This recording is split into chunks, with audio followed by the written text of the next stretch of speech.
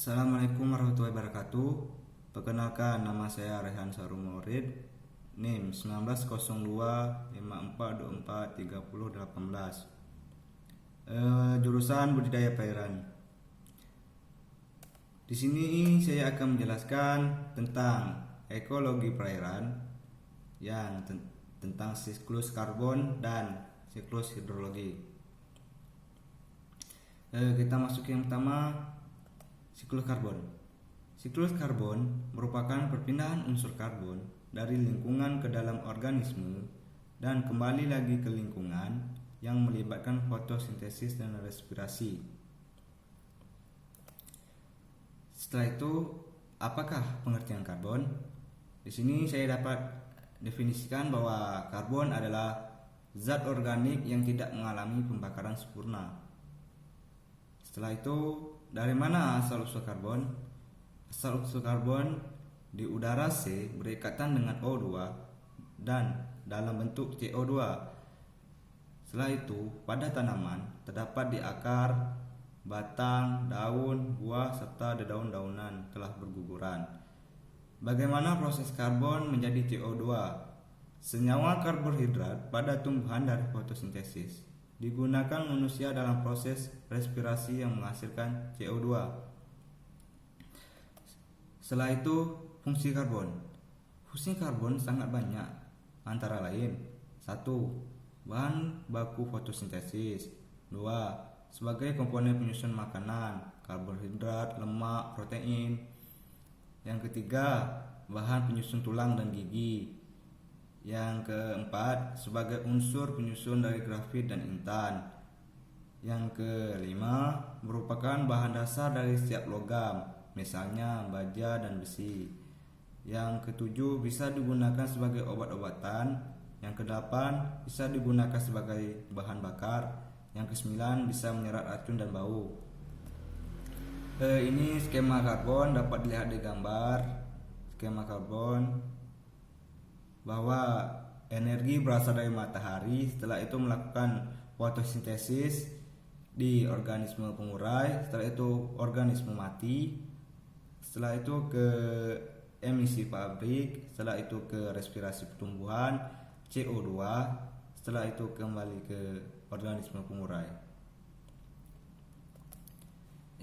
Yang kedua itu siklus hidrologi atau siklus air. Pengertian siklus hidrologi. Siklus hidrologi adalah salah satu dari 6 siklus biogeokimia yang berlangsung dan berada di bumi.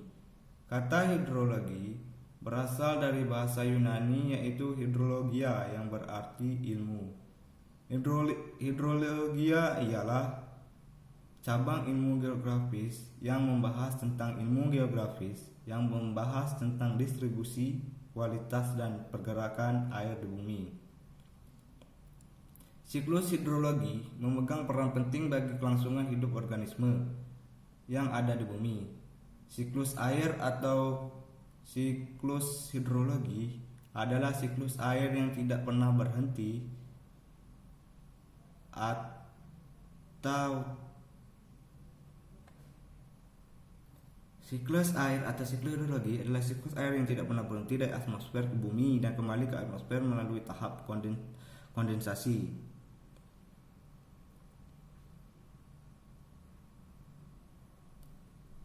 Setelah itu, proses terjadinya siklus hidrologi. Tahap terjadinya siklus hidrologi sebagai berikut. 1. Evaporasi.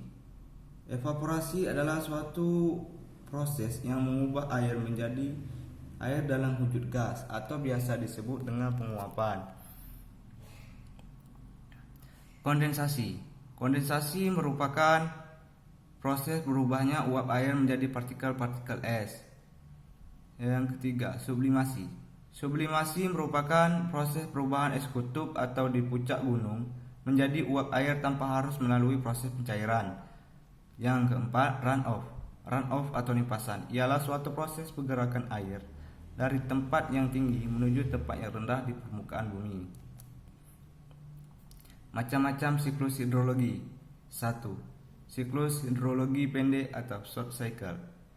Siklus hidrologi pendek adalah siklus hidrologi yang tidak mengalami proses adveksi.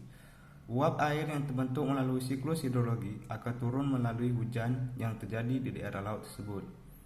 Berikut adalah penjelasan tentang siklus hidrologi pendek. Yang pertama, air laut mengalami proses penguapan dan merubah menjadi uap air akibat ada panasnya matahari. 2. Uap air akan mengalami kondensasi dan membentuk awan.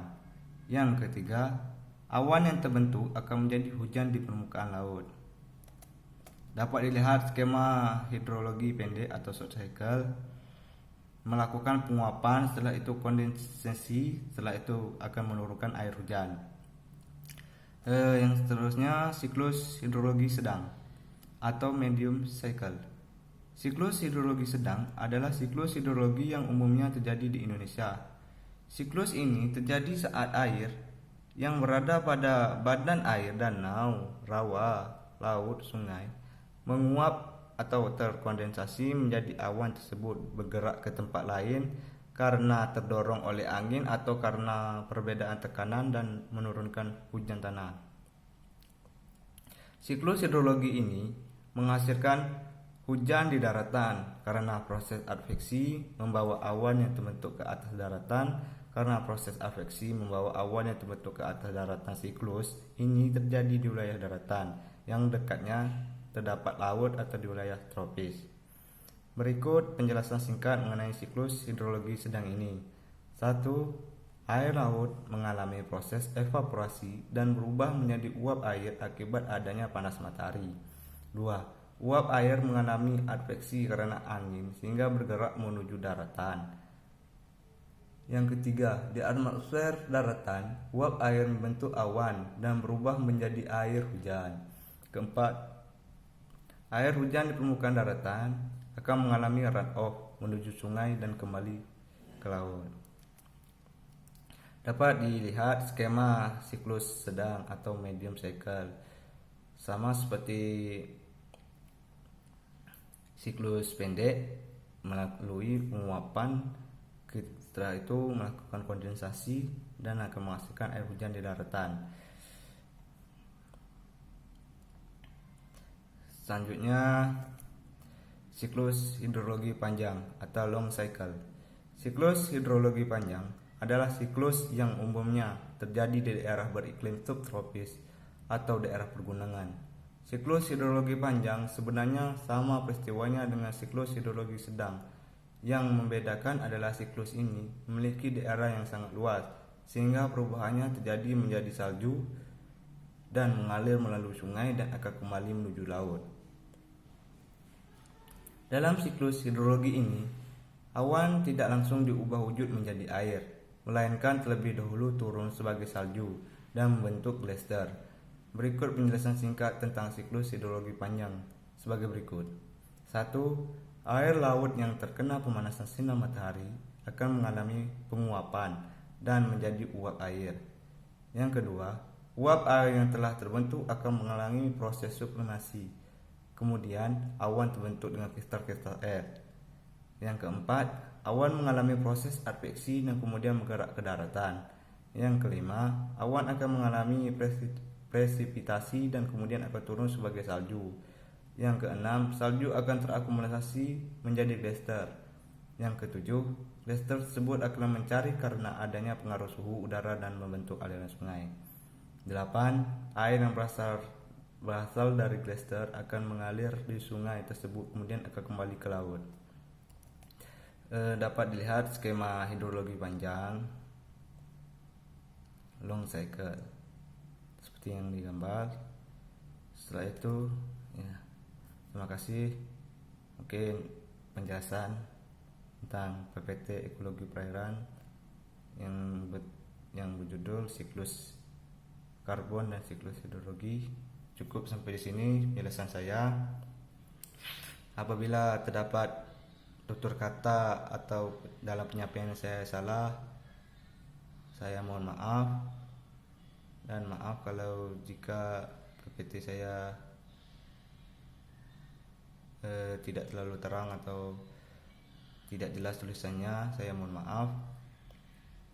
Jangan lupa like and comment and subscribe channel gue.